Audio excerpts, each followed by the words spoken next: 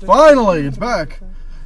Hey guys, we just came out of the probably the greatest movie of all time. Not really, The Room. The Room. It's a solid movie. Oh yes, it's like, is it better than No Country for Old Men? Oh dude, it's 100%. Better than like you can list any movie ever, and the other movie will never win the contest. Oh my! Like The Room is just, it gets everything right. Like it's the perfect movie to watch at any point.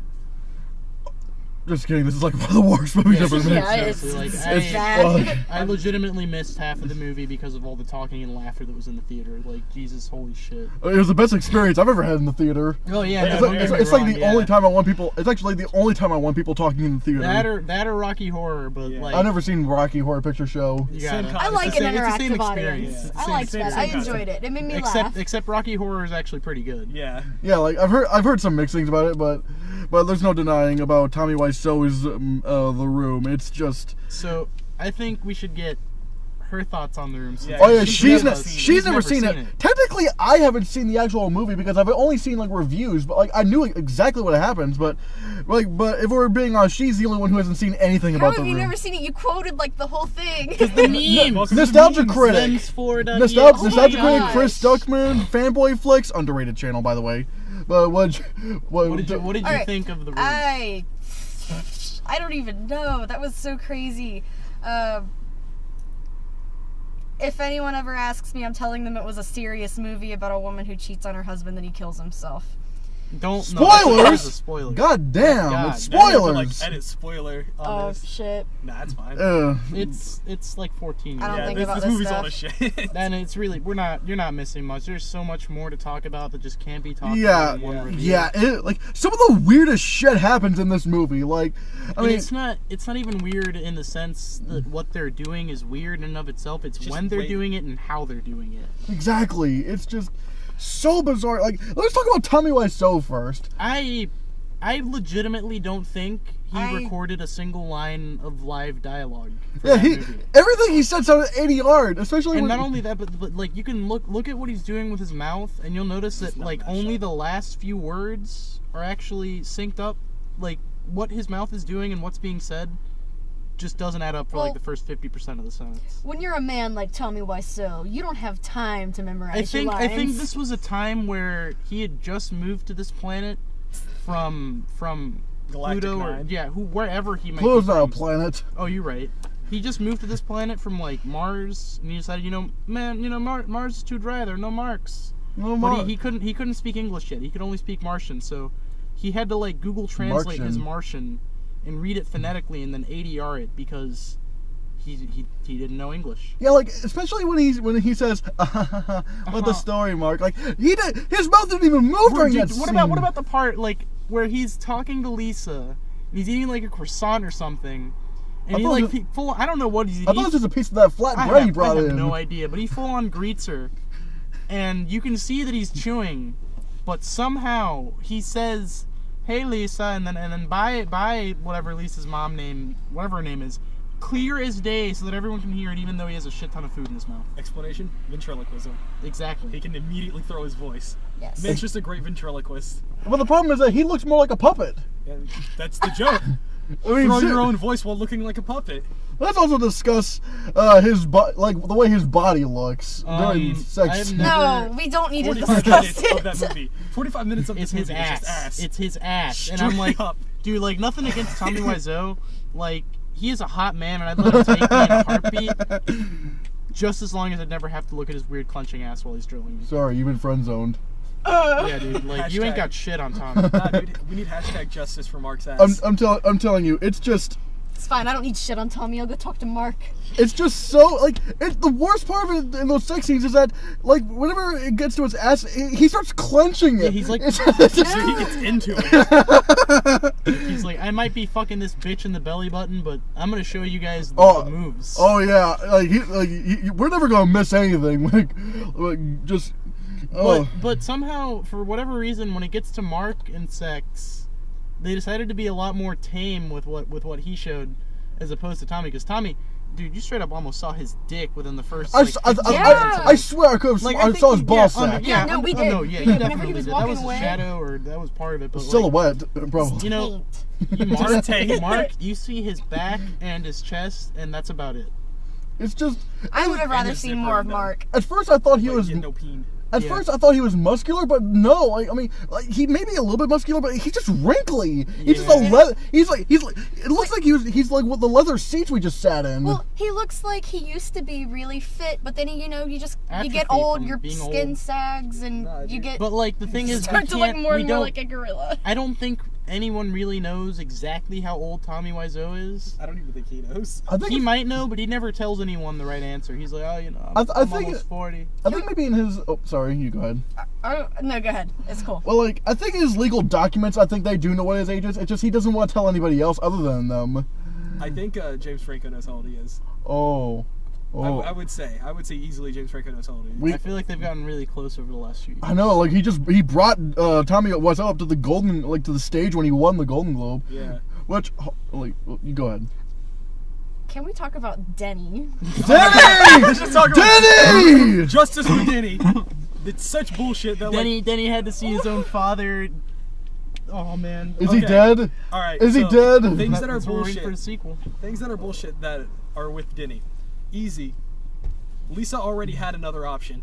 Denny's an adult. He can do Denny's whatever 18. the fuck She he could wants. choose Oh real my- Denny. Yeah. She didn't even have to get Mark drawn in on that shit. But Right, you know like, what? Mark would have been out of the loop, and Denny would have just been like, all right, this is what I wanted. I wanted this from day I'm not one. gonna say anything. Right. He looks younger than me. He looks like he's goddamn 16 or He looks 15. 12. I'm pretty sure in the Have you movie seen when it was him shot, now? he's 30. Yeah, It he shows looks. what He looks looks. like now. He looks like an old horrid. man. I know, Like, it's so bizarre. I can't exactly gauge how old Tommy was, the guy that played Denny in this movie. He was like 30, I think. Like but 25, he 30. was easily older than Mark, and probably around the same ballpark age as Tommy. I don't know. That's just insane. Like, But he did a good job, for playing a kid. Yeah, like Like he did a that- good job. That's like- convincing. I mean, It was slightly convincing. I mean, his performance wasn't that good, but I could at least No. physically I could buy I could it. believe like the way he looked and the way he talked and his voice. I could believe that he was like a maybe 20 something, maybe late teens. Oh god. But Just. Dude. What do you think was what do you think is the best? Well, not best. Like the funniest, like the most unintentionally funny part of the entire movie. I have breast cancer. Also I have breast cancer.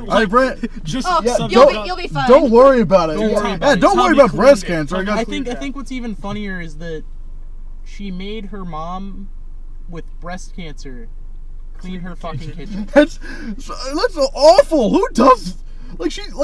She's just a horrible person. Sometimes with the things that happen, like I really have to sit for a second and ask myself, is anyone in this movie actually a human?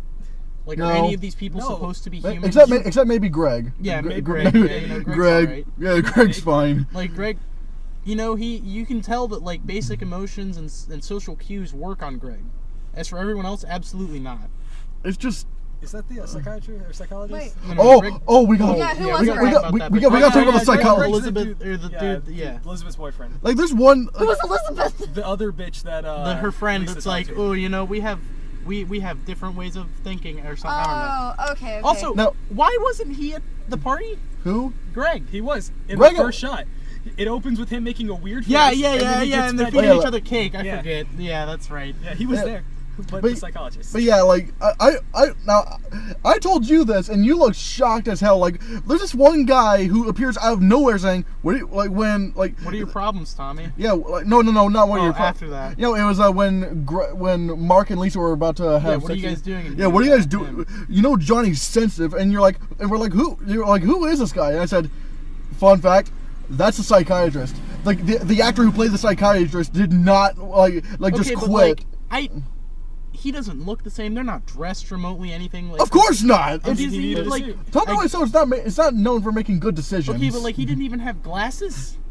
Like the psychiatrist dude had glasses. I think maybe the mindset Tommy Wiseau was going for was that maybe by making the guy look so different that maybe he's just another character entirely. No one's gonna question, which is true because I honestly I would not have asked you. I mean, I was like anything about him or the psychiatrist because it never would have hit me that was a psychiatrist. No, I just assumed that was one of his friends. And your face was hilarious. It's like.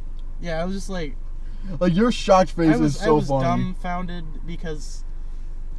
Like, Tommy Wiseau actually thought he could get away with that. And I mean, he got. Well, yeah, he kind of did. If you don't know the backstory behind that, you're gonna get a fast one pulled over on you. I know.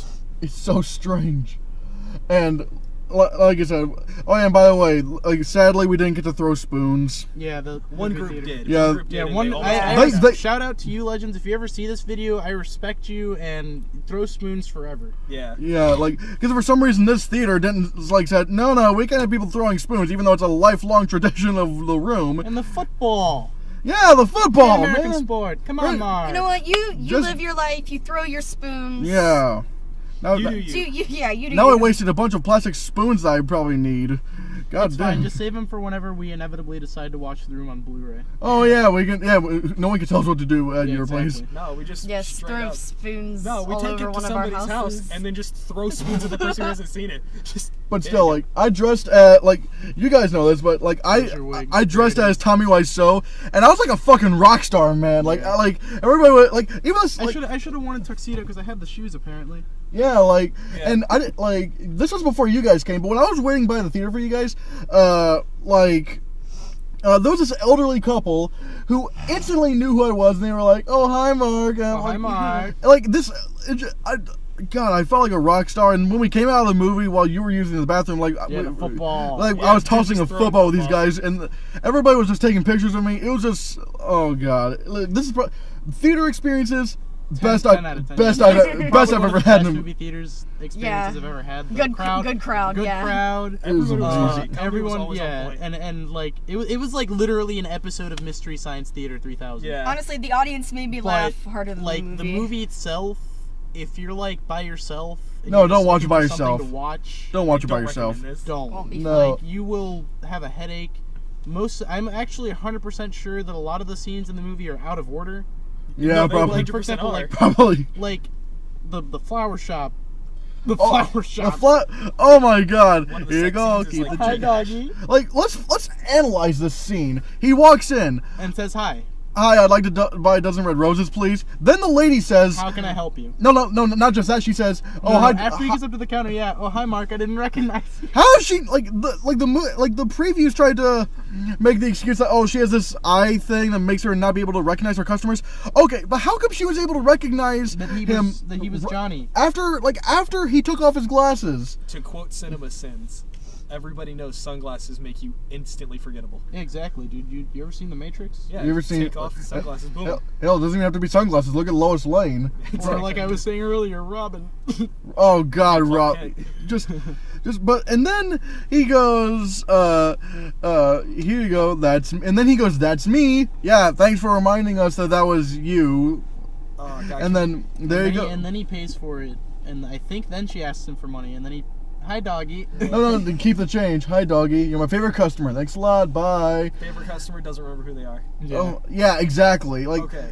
It's just I forget all of my favorite customers, obviously. Exactly. Like, and another weird thing is that, like, until I started listening to it a little bit more, I thought he said I'd like to buy 1,000 red roses. Yeah. I thought he said that initially. His accent is so weird. No one knows. Like, no one knows where he's from. Actually, he's admitted it. I don't remember where it's from, but there's an interview with James Franco and Jimmy Fallon and Tommy Wiseau where he says. Oh yeah.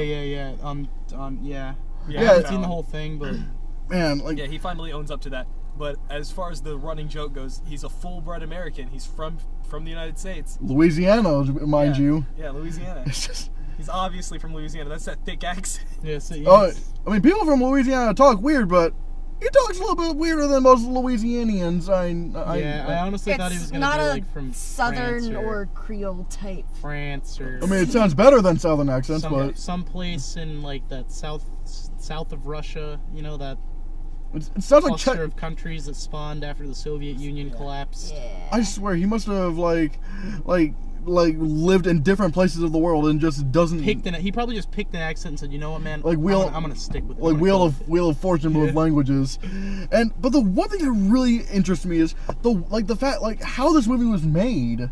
like how he financed everything. Yeah, how he got the money for it. Yeah, because apparently he said that he imported leather jackets to get the money. Like somehow got $5 million to do this. Yeah, a lot of people speculate that he must have done something illegal to get all that money, but I'm not going to talk about something I don't know about. So. Yeah, like we don't know. Like and another weird thing is that like what was it like? That he bought a film camera instead of renting one, which that's an obscene amount of money. The camera work in this movie, it's disgusting. Roger Deakins, screw him. Emmanuel Lubezki, screw him. This cinematography is A game. Oh yeah, like, totally. Do you actually know who those two are? Emmanuel Lubezki and, I've heard his name Roger before. Deakins. I've heard their names. You might know Roger Deakins because he did the cinematography for Blade Runner 2049 and No Country for Old Men. Yeah, actually, yeah. Yeah, like so those two. Nope, let's screw them. Like this camera, like the way that shots are not in focus. Okay, I want to real talk about this. A lot of people gave a lot of shit for one character in the background being in focus and the character in the foreground being out of focus. That is a very common camera technique. That isn't something to shit on. Like everybody gives that scene a hard time, but it is very just like, oh, you're supposed to be paying attention to the background. You understand who's in the foreground, but I mean, it's not even that. That's not. It'd be one thing if that was the only scene that had that but I'm problem. Just saying, that scene in particular. But like, there were even other scenes where no one was particularly close to the camera, yet everything was completely out of focus. Yeah. Or my favorite, when Mark was walking in to like bang Lisa or whatever, right before Elizabeth showed up, how they just swiveled the camera over to the doors. Yeah, it's just the close-ups are so bad. That's so funny. No, what about the one when the psychiatrist dude and Mark are on the roof, and then it just goes from the psychiatrist dude like as if Mark was on the other side of the world. I mean, it was amazing. What is with I just don't get it. Like, who was the cinematographer for this? Because obviously he had a real crew. I think. Maybe, unless he did the shots himself. Maybe he just made up a bunch of fake names and did everything himself. All of this just really makes me want to see the Disaster Artist even more than I'm excited for that. We gotta see that. I mean, because it's just so bizarre as to how this movie was made. Because apparently, Tommy Wiseau and Greg Sestero are really good friends in real life. Right. Do you want to know who the cinematographer for The Room was? What? It is Todd Barron. Has he done any other movies? I have no idea. That probably explains it. I can probably... The Danish Girl. He did the Danish Girl? Yeah. Wait, let me see this. Like, that's... Here. I'm Googling it now, just pulling up his stuff. He's done New Alcatraz, What If, Always and Forever. Interceptor Force 2, so After 2. I guess the Danish Girl isn't on there. It might be, I'm checking. Homeless in America, I've seen that. That was actually a Tommy Wiseau film, too. Oh, wow, really? You know what we need? What? A remake of The Room, starring only Tommy Wiseau. Oh my god, he plays everybody? Yes. Yeah. Oh my god. One-man show, but... That just makes me think of the... Do you really think Tommy Wiseau's gonna make a Broadway version of I want that. We're going to New York. I will take my ass up to New York. I mean, if I had the money, I'd probably do it. But good lord, like, I don't know. It's just so strange. I hope it's a musical. It'd be so... Oh, no. Hey, what if they put that song that they played for us? Oh, dude, have you never seen that? That song, yeah. That's... Well, what if they put that on in the musical? And apparently it was Danny Cohen. Yeah. Man. My bad. It just said there was a headline with his name and the Danish Girl in it, and I was like, okay, that must be... Oh, so he didn't actually do the Danish Girl. No. Oh man, that's a shame. I want to see the Danish Girl. I've heard it was pretty good. Especially Isn't Eddie Redmayne. Yeah. Like Eddie Redmayne is really one of the best actors working today. But not as good as Tommy Wiseau. Let's be clear about this. Let's be like, you can win as many Oscars and Golden Globes as you want, but you're never going to be Tommy Wiseau. No, never. Just want to point Even out, if you're James Franco and you win the Academy, I mean the Golden Globe. He basically gave it to Tommy Wiseau. Let's get real. I just I want to point out that like, in one foul swoop of an entire joke, Tommy Wiseau with zero effort won an award. Well, James Franco won the award, but essentially handed it over. So basically, won an award. And how long did Leonardo DiCaprio go for an award? Literally zero effort, and just swoops in. It's like, this is mine now. Just good. It only took him 14 That's terrible. years. It only took him 14 years, and Leo, it took him much longer than that. Poor Leo. But I told you this, like one of the greatest quotes in the entire movie, and I want this on my tombstone when I'm dead. If a lot of people love each other, the world would be a better place to live. I want that on my grave when I'm dead. If you're still an old man and you're around, I don't know what the fuck, but you make sure I'll do it. Yeah, you make sure I have that on my grave. Final thoughts on the room. Oh. It was. I would consider it a classic. In some respects. All right. Final thoughts on the room. It's if it's not in the top 5 worst movies of all time for me, it's in the top 10. Don't get me wrong. Watch it with a group of friends. I mean, do legal stuff. But like, just remember that you're there to laugh. Yeah. Yeah, it's one of the most enjoyable experiences. And if you get a chance to see this in a theater, go for it, man. Go for it. It is so.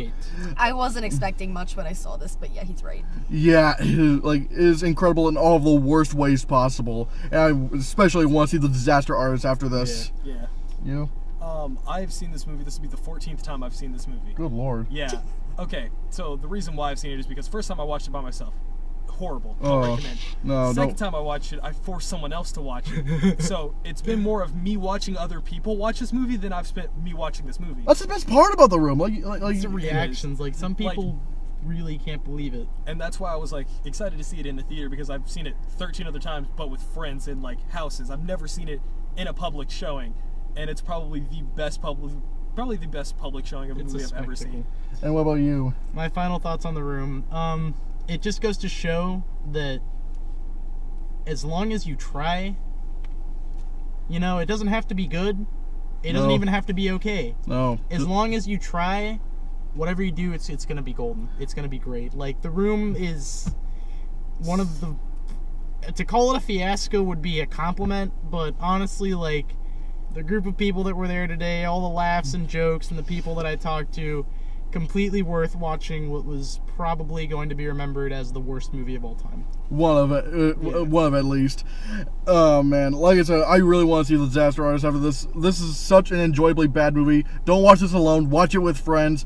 I mean, if you're within age, get drunk. If you're in the right state, get high on weed. As fuck, like toasted, man. If your state allows it. Just get high. Just